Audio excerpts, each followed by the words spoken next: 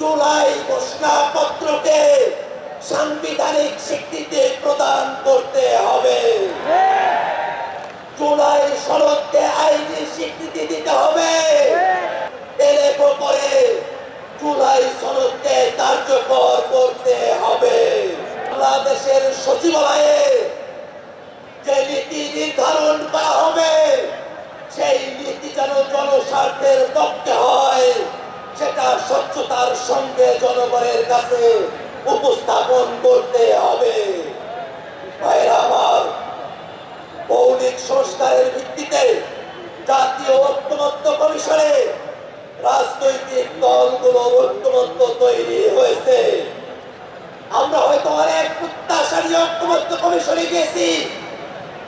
মৌলিক সংস্কারের যতটুকু প্রত্যাশা পূরণ হয়েছে, বাংলাদেশের মানুষ অপেক্ষা করছে জুলাই সনদের প্রত্যেকটা কথা বাংলাদেশে বাস্তবায়ন করতে হবে।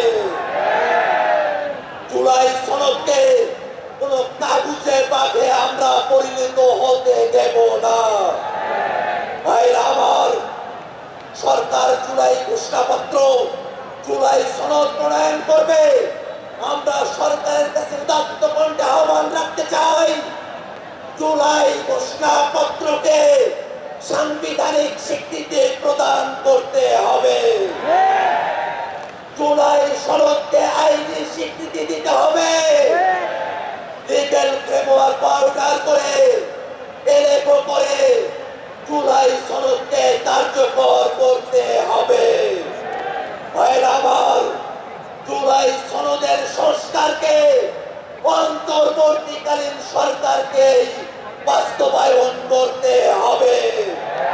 ভাইরা আমার, জুলাই সনদ এবং জুলাই ঘোষণাপত্র যাতে বাংলাদেশে বাস্তবায়ন করতে হয়